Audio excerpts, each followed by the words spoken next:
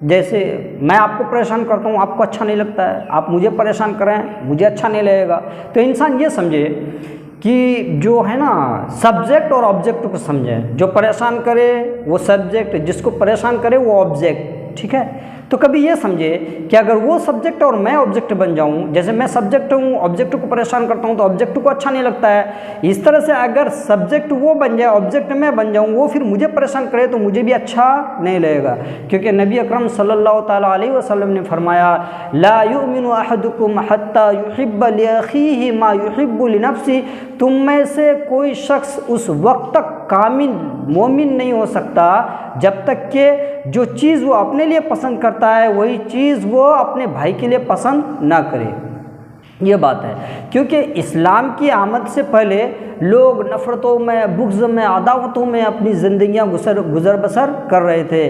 कि जैसे एक इंसान है, वो अगर मरज़ुल मौत में है तो लोग ये मर कर कह के वसीयत करके मरा करते थे अपने ज़िम्मेदार साथी को कि जब मैं मर जाऊँ ना तो फ़लाँ कबीले से जो हमारी दुश्मनी है वो दुश्मनी ख़त्म नहीं होनी चाहिए, वो बरकरार रहनी चाहिए। ये सब वसीयत करके मरते थे। क्योंकि अल्लाह पाक ने कुरान मजीद में सूरह आल इमरान के आयत नंबर 103 में फरमाता है कि वातसिमू बिहब्लिल्लाहि जमीअन वला तफर्रकू।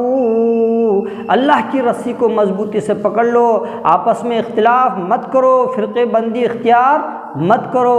वज़कुरू निअमतल्लाहि अलैकुम, और अल्लाह की नियामत को याद करो, उस नियामत को, इज़ कुंतुम आदा,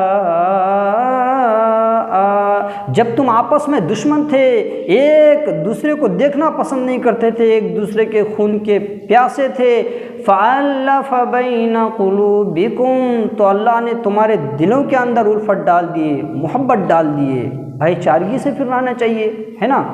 जो है ना नफ़रतों का खात्मा कर दिया। लेकिन आज भी हमारे ईगोज़ देखें क्या होता है। उस दौर में होता था, आज नहीं होता, कि आज भी होता है। जैसे कोई किसी को किसी बात से तकलीफ़ होती है, या फिर कोई किसी का ज़मीन ले लिया, या फिर कोई कुछ भी कर ले, तो क्या कहते लोग कि भाई देखो फलां शख्स को मेरे नमाज जनाजा में शामिल नहीं होने पाए, वो मेरी कब्र पर वो मिट्टी भी ना दे पाए।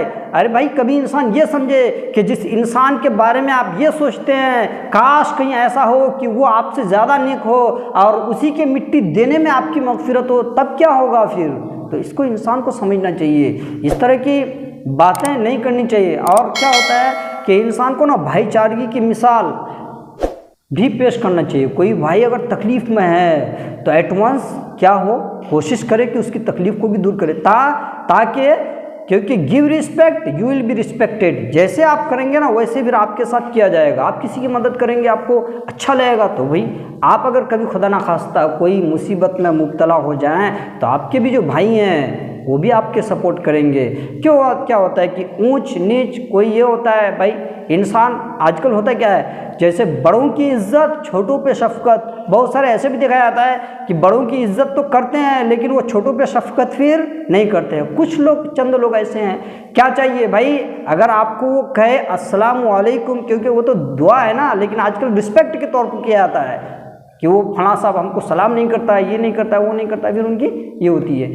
तो जैसे वो आपको बोले अस्सलामु अलैकुम तो आप भी कहें वालेकुमुस्सलाम रहमतुल्लाहि व बरकातहू, क्या तो फिर क्या होता है भाई, खुदा आपको भी सलामत रखे, ये तो दुआ है। लेकिन अस्सलामु अलैकुम कुछ लोग जवाब नहीं देते और कुछ लोग क्या खैरियत तक नहीं पूछते। फिर तो इस तरह से नहीं होनी चाहिए। ये जो अल्लाह का है ना, नसीब सबका अपना अपना है, ऊंच नीच अमीर गरीब ये तो लगा हुआ है भाई। यूँ तो थे हम दोस्त एक, लेकिन थी तकदीर अलग। हम बने मिट्टी का लोटा और तुम बने सोने का जग। तो इस तरह से बात नहीं होनी चाहिए। सबका सब अपने अपने लग लेकर आए हैं, लेकिन दुनिया में रह के हमें आखिरत की तैयारी करनी है और अल्लाह और रसूल को खुश करना है। तो इस तरह जो भी चीज़ें मुमकिन हो उलमा से भी कांटेक्ट करें, उनसे उनकी सोबत में बैठें, क्या करने नहीं करने हैं, ब्रदरहुडली को हम कैसे कायम रखें, ये सब चीज़ को जानें। तब फिर देखें कि हमें एक इंटरनल खुशी महसूस होगी।